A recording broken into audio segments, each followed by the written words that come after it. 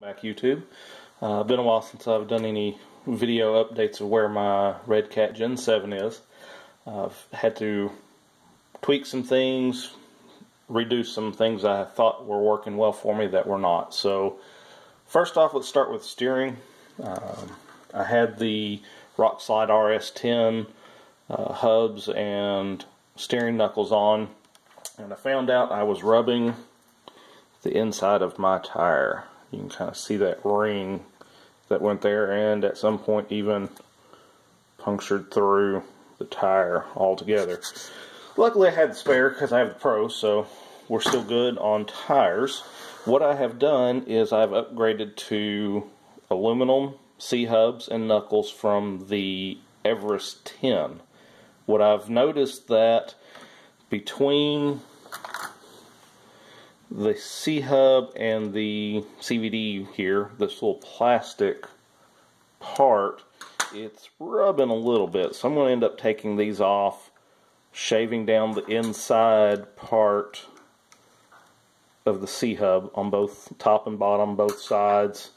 The reason I even noticed it was I had a little bit of this gunk built up.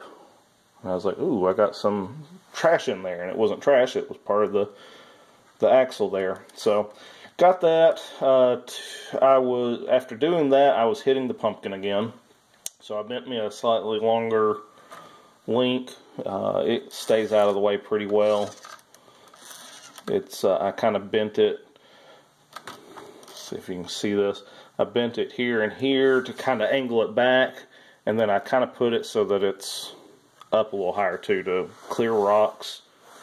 Seems to be working pretty well so far, but now I am bottoming out on the screw on the C-hub. So looking at possibly recessing the screw in the C-hub.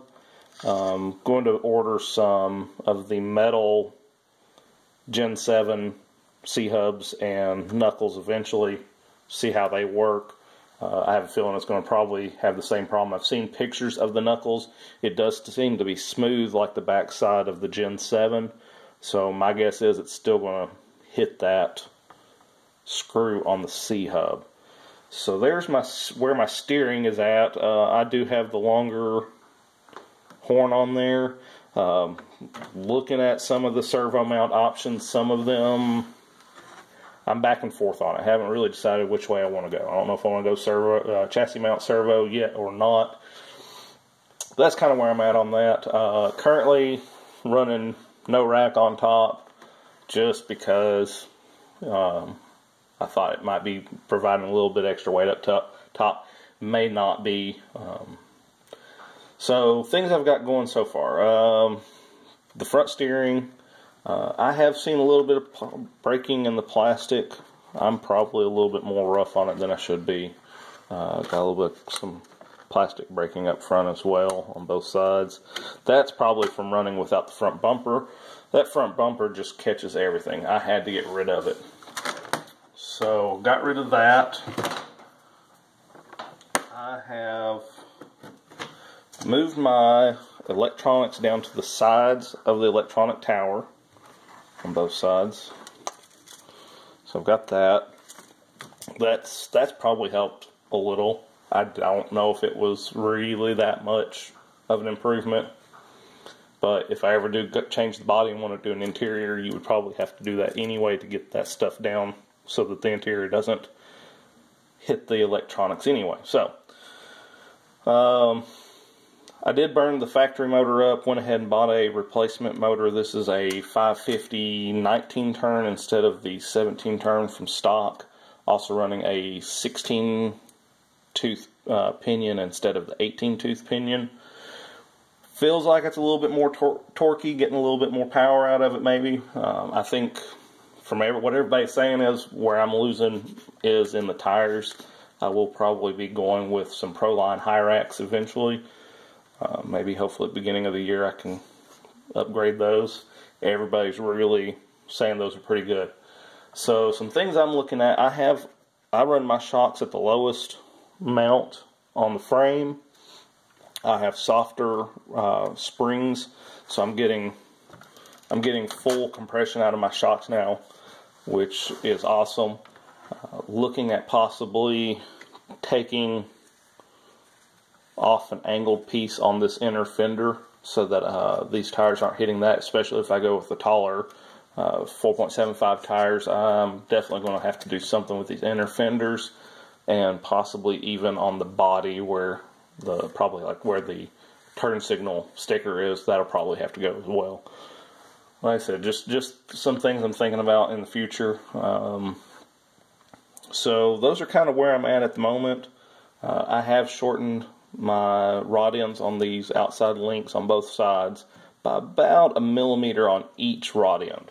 That did bring my front axle back a little bit. It's more centered in the fender well, so I think you know, even with going with bigger tires, I'm probably as good off as I can be for not rubbing too much there. So those are pretty much the big things I've done now. The motor wasn't a necessity. I was going to go with the smaller pinion gear eventually anyway, so went with the higher turn motor, getting a little bit more power. Haven't really lost a lot of speed. I could probably go a lot slower and still be faster than most SCX 10s. So that's kind of where she's at the moment. If you have any questions about what my next steps are or what I've got going on, I'd be happy to try to tell you what I've done and where I'm going and how it's working for me so far. Like I said, these knuckles are clearing the tire a lot better than the rock slide knuckles were, but they don't stick out.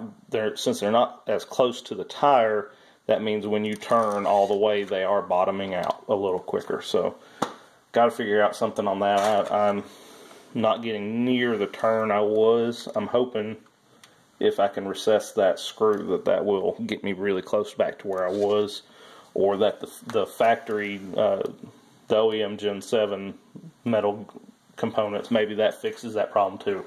I've seen a couple pictures of them, but I've not seen anybody that's had them on yet. So, like I said, that's where I'm at. Those are the little upgrades I've done. Nothing's been too expensive.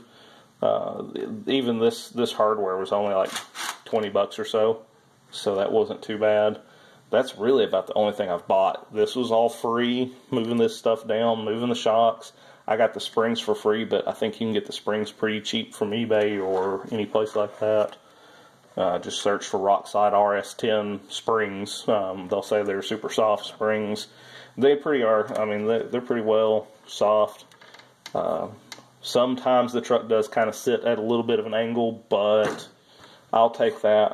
The flex is way better than it was, and I'm getting up and over a lot of things where I was not before. So haven't really moved the links around any. I know a lot of people have suggested moving the inside links up and closer. Not a real big fan of that at this moment. Everything I've read from people that have been in the hobby a lot longer say that you want the output shaft on the transmission and the input on the axle to be parallel. As you move that around, that can cause problems. Probably not as much on the crawlers, but the Gen 7 is a fairly fast crawler, so that's where most people are saying that its problem is with the higher speeds. So mine is canted a little bit in the front because of shortening these. I really wish that there was a way to kind of actually pull it back around so it was not canted forward like that, but that's where I'm at the moment. Looking for some metal drive shafts hopefully coming in the future too.